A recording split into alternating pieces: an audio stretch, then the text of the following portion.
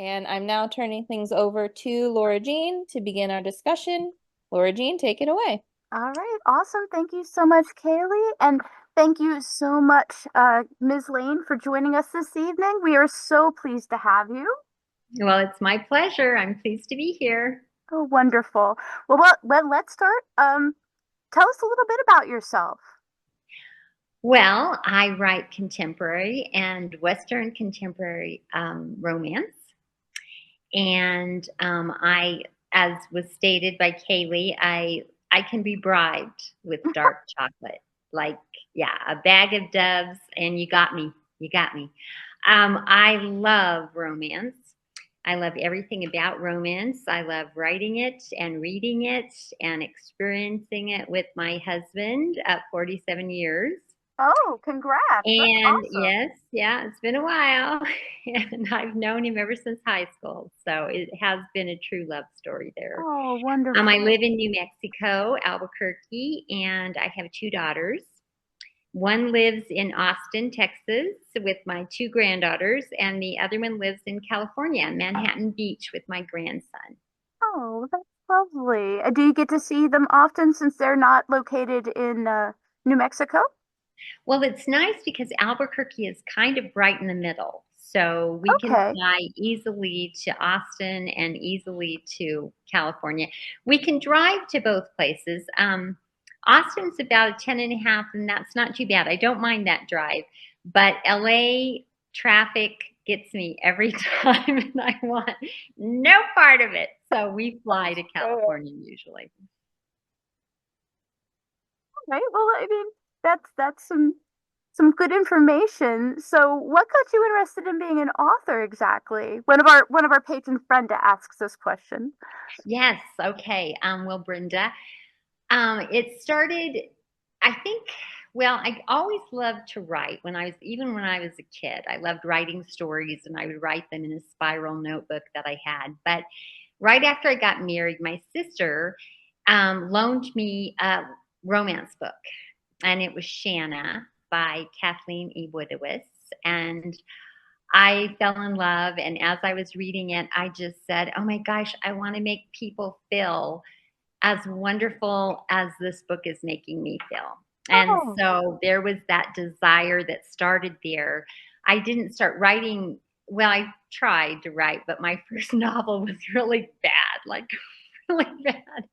And so I think I only got like 100 pages in and I kind of quit on it. But later on was when I started writing my first complete novels, but it took a really long time, a lot of rejection letters before I finally got one published. and what was that? How long are we talking about that journey? The span, the journey. Let's see. I started writing seriously when I was probably about 33. Mm-hmm. And I was working at the time. I had two kids. And so it was kind of hard to concentrate on that. But I started sending them in. And at that time, you sent in your submissions in by snail mail. Mm-hmm. So it took 6 months to get a reply back in some cases. And publishers didn't want you to do multiple submissions.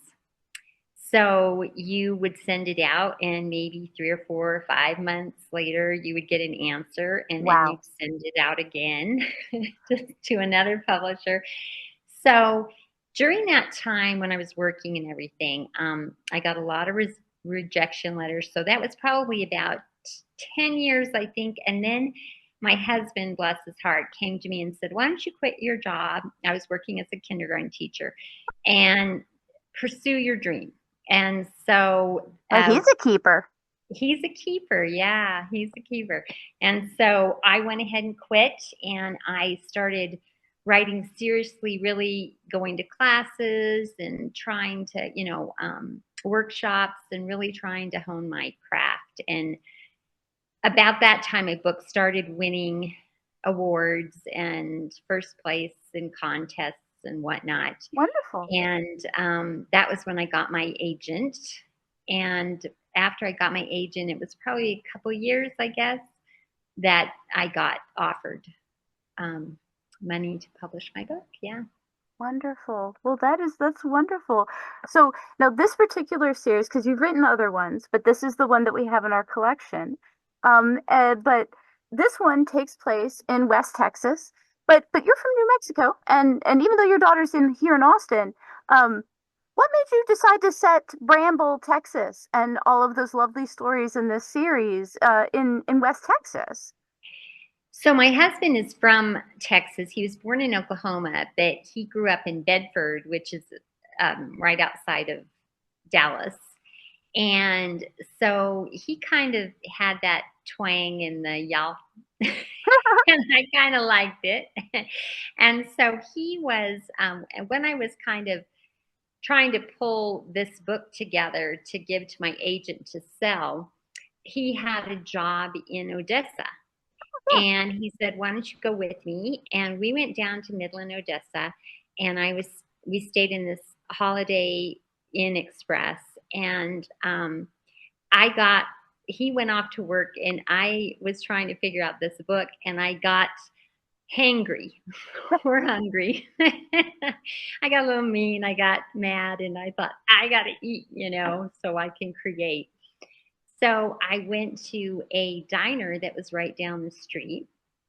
And this woman, this waitress came up and waited on me. And she said, "Darling, what are you doing here all by yourself? You're too pretty to be by yourself."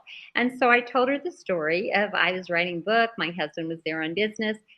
And she started telling me stories. She said, "Oh, I have some stories for your book." Now, these stories were a little too racy to put in my book.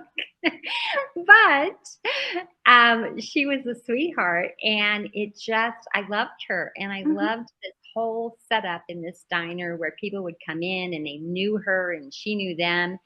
And so Rachel Dean, Yes. who, yes, was born, and I just thought I had already been thinking about writing a book about twins separated at birth. And I thought, this is where the story has to be. It has to be in Texas. So in a small town in Texas. So that's where it came about. And that's so lovely to find that out about Rachel Dean. So, spoiler alert, everyone, if you haven't read all the books in the series.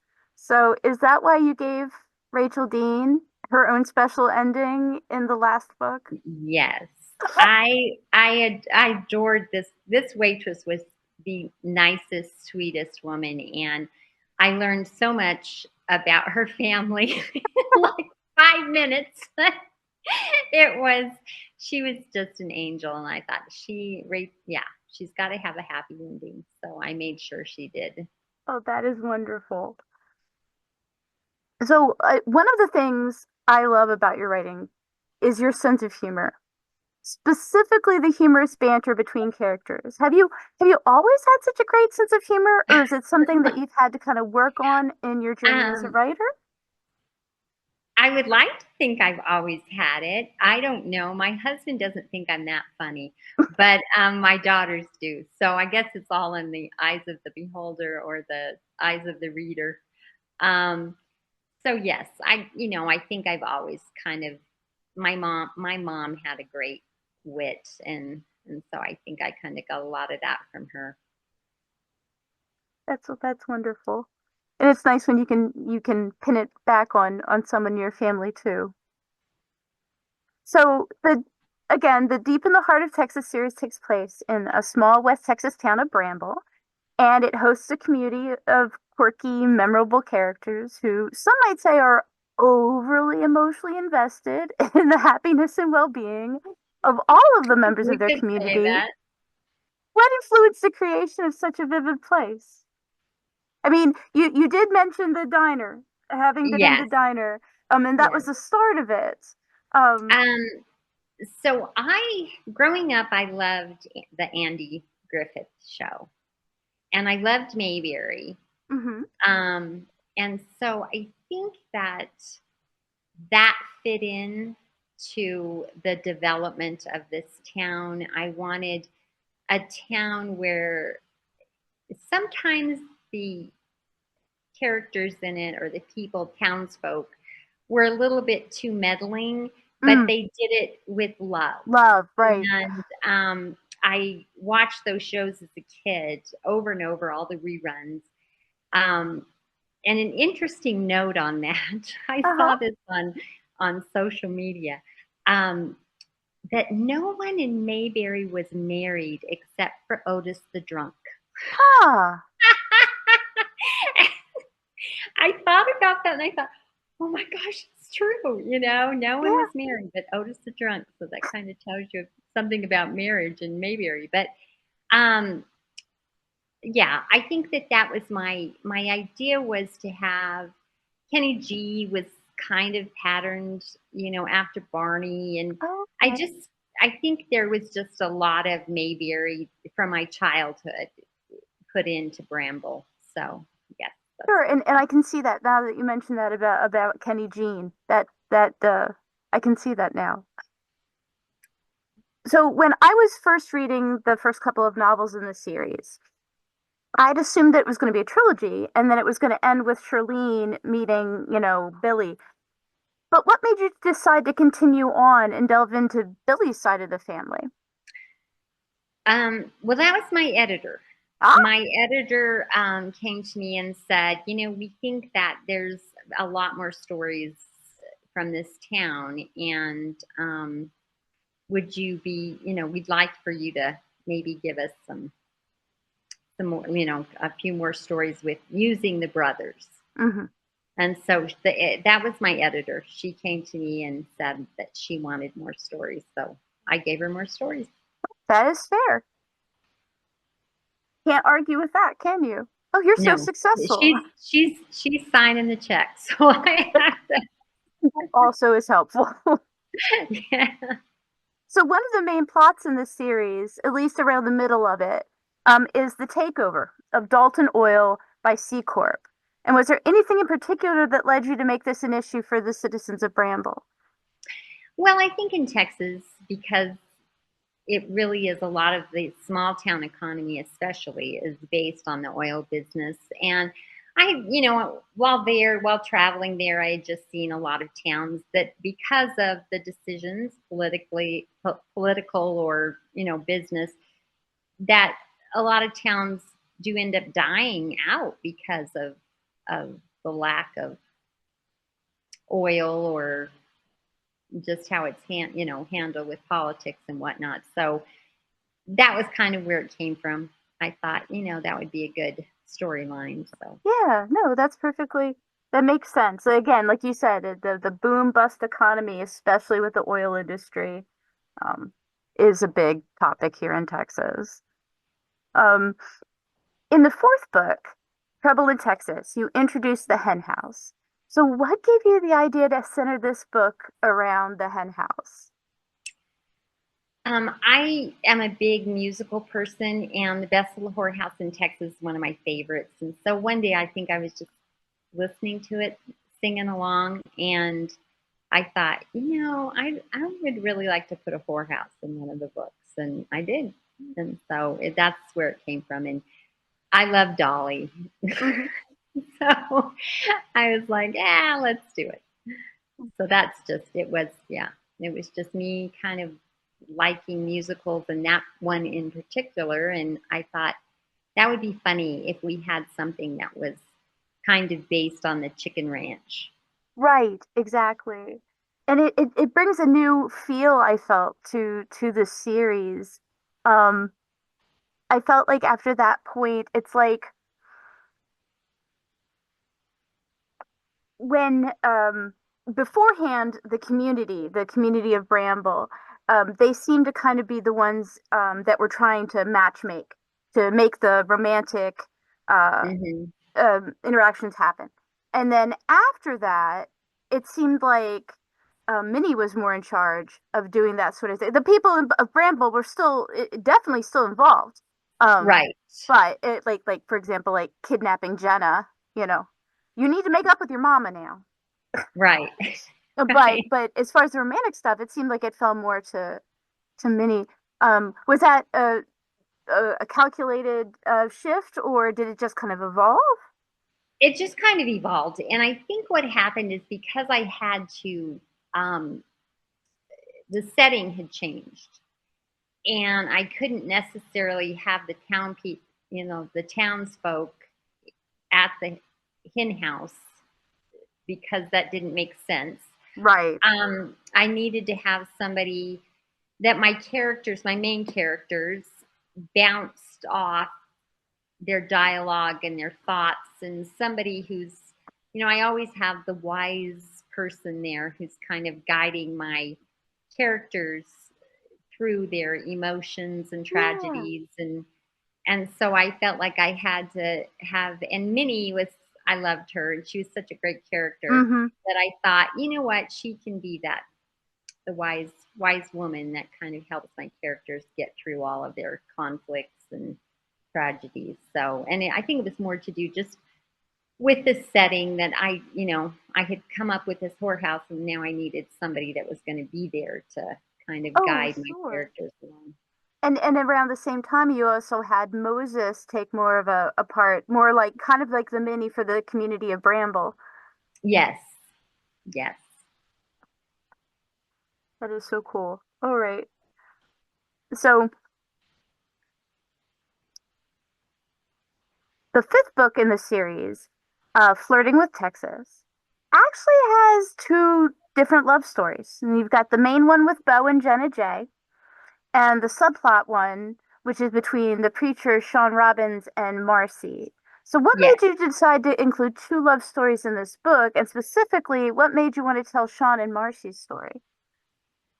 So Marcy, and it's been a while since I wrote these books, so you might have to help me because No, that you've is read them absolutely fair. before. I totally respect that.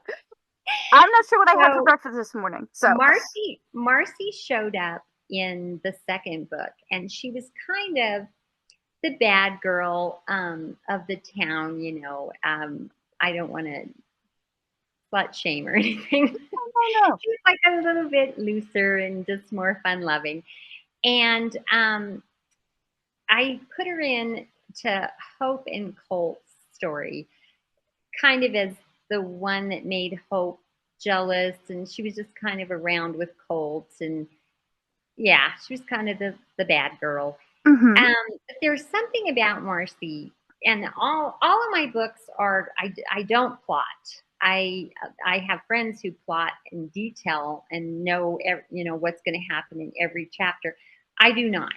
My characters are the ones that kind of write my books. I develop them a lot, and then I kind of let them tell their story. And some of these characters come in unexpectedly, and they become some of my favorite people and favorite characters. And Marcy was one of those that just kind of showed up, and I kind of needed her for the plot, and I put her Mm-hmm. in there. And then my editor came to me, and she wanted me to write a novella with Jill Shalvis and Hope Ramsey, a Okay. Christmas novella.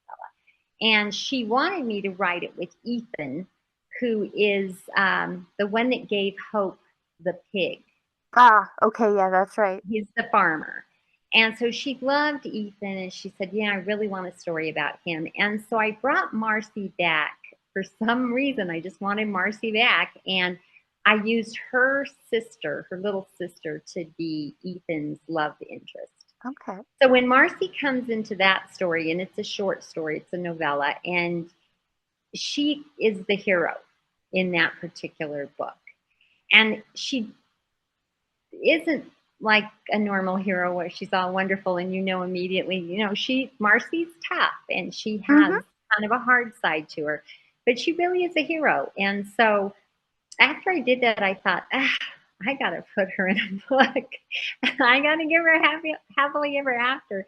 And I loved the pastor, Sean. So I just thought, wow, wouldn't this be a great couple? And Yeah. that's where it came from. And because I had the pastor in, I just thought this is a good story to kind of put them in as secondary characters, a secondary love story. So that's why I did it. Okay. No, and I can see that evolution. That absolutely makes sense. And I hadn't read the novella, so that's something I need to hunt down now. It's called A Little Town of Bethlehem. No, wait, of Bramble, a little Oh, town of nice. Bramble. Okay. And it's in, I forget what the anthology is called. I think it's like Hometown Christmas. I think Hometown Christmas, maybe. But if Okay. you look at my website, it'll be on there. Okay. Awesome. Thank you so much. Mhm. So in books 4 through 7, once you have the hen house established and Minnie's the wise one hooking people up, she often talks of women getting in touch with their henness. So Yeah. how would you describe henness, and what does it mean to find it? And have you found your inner hen? Henness is just really girl power. And I think that Minnie grew up in a time when it was the very much a man's world. Hmm. And she was looking for her own kind of power. And I think she found it kind of in an interesting way, but she still found it. And she wants all of the women that she comes in contact with.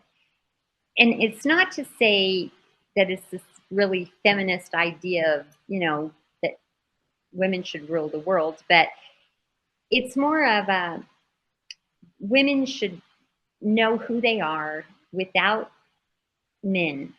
They should know they should know themselves, Hmm. and they should discover their own secret and inner power. And I think that that was her thing. She was so good at having the women around her understand who they are. And whether it's, you know, whether you're introverted or extroverted, or maybe you're, extremely shy, it doesn't matter. Know that about yourself, but you still have power. And just kind of find that. And basically, that's what hinness is. It's just girl power, knowing yourself. And was that your personal knowing yourself? Was that Well, a fairly straightforward? I have two daughters, Yeah. and I think that as a mom, you always want to teach your daughters that they have a place Hmm. and that they are strong and that anything that they choose to do, they can do. And so I think that, yes, I think I did find and it wasn't, I didn't have it right away. It took me a while to find that inside me. Um, because I think when I was growing up, it's still, and even to this day, there's a lot of people, men out there who, put women down and find that makes them feel stronger. But for me, it was, I was still living kind of when I was young in that kind of a world Hmm. where it was, oh, she's a feisty girl, and things like that. Oh, you're just a little feisty girl. And I had bosses say that to me. Oh, golly. What does that mean? Are you putting me down? And pretty much they were. And so I think that it took me a while to discover that, hey, mm-mm, you don't, you don't have to put up with the girl thing. You are a woman, you are strong, you have your own power. And I taught that, tried very hard to teach that to my girls. And so I think that's where it came in to play in that particular book, is the hinness, and that's girl power. Yeah. Sure. No, no, and I can totally see that. So, when what would you say? You have a lot of different tropes, like you said, the twins, um, the identical twins situation, and other things. Like, do you have a favorite romantic theme or trope, or ones that you not just enjoy reading but writing, or are there ones that you stick away from that you're like, oh, I don't even want to mess with, that? What are some of those? I think one of my favorites is enemies to lovers. I Ah. seem to gravitate towards that a lot of times, and I guess I like the feisty, where they start out as at odds, and then they somehow try to figure out how to get together. And that seems to be one of my favorite tropes. But one I secret baby, you know, I don't do that one. I don't Uh-huh. think I've ever done that one. I kind of struggle with that whole thing. Um, that's probably about. I've written, I think, all the other ones. I think I've written them, or at least kind of. It's there. It's the thread of that is in the book. Sure. So yeah, I would say that those are probably that's my favorite, and then the one I really haven't. I don't think I've ever attempted is the Secret Baby one. Okay. No, that is fair. And I would say definitely most of them in this series are the enemies to lovers, and it's interesting how much of it is like misunderstanding or misinterpretation of the situation or people Right. assuming things. So it is always fun watching them make that transition. Um, so you've written other series. Yes.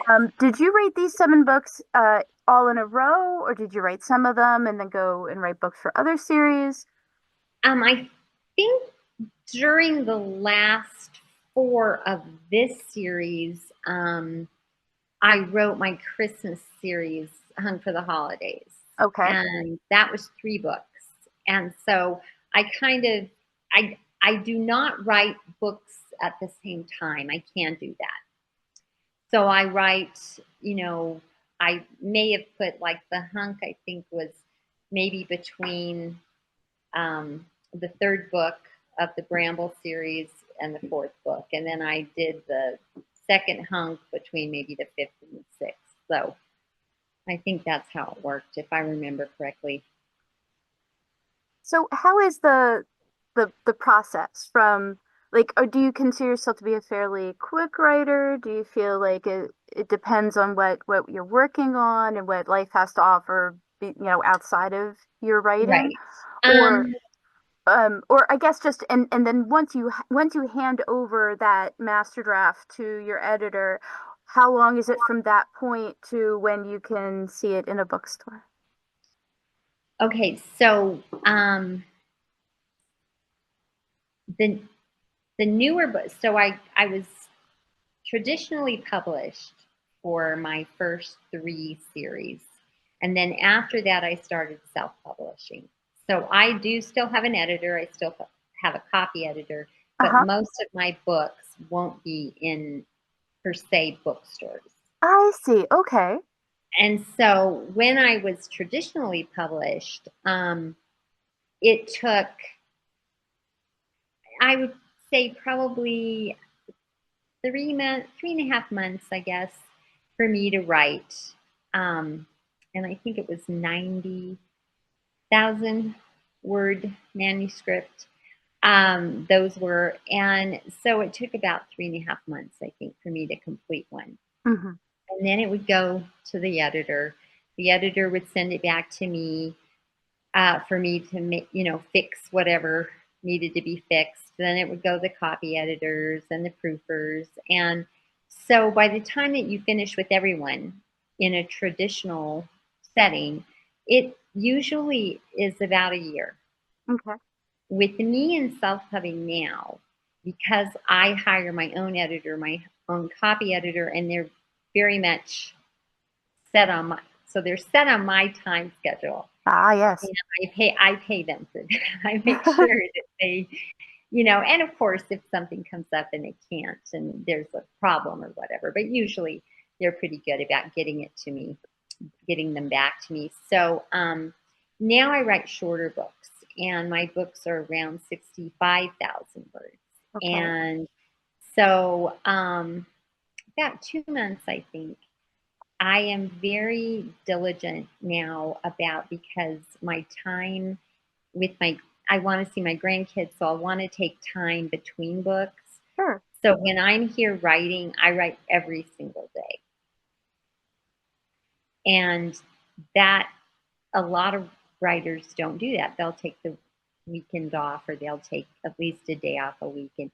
I don't. I hit it hard for about 2 months, and then the book gets sent to my editor. My editor edits it, gets it back in a couple weeks.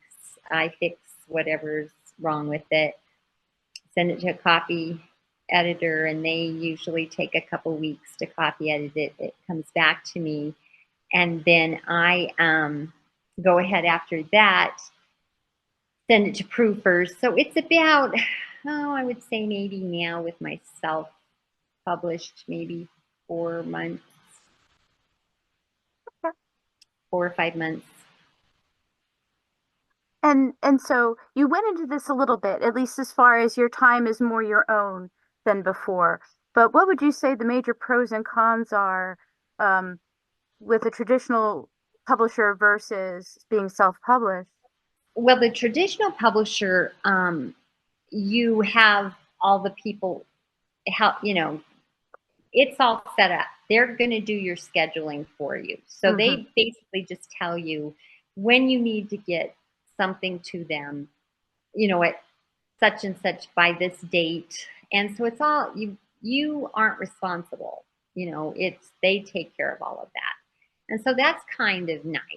Hmm. But traditional publishing has so many people that they have to pay that they give a very small portion. And it's better with ebooks, but with paperbacks, they give the author a very small portion of that because they Mm. have such a large overhead. Sure. And so, therefore, self-pubbing authors make more money. Do they have more responsibility? Yes.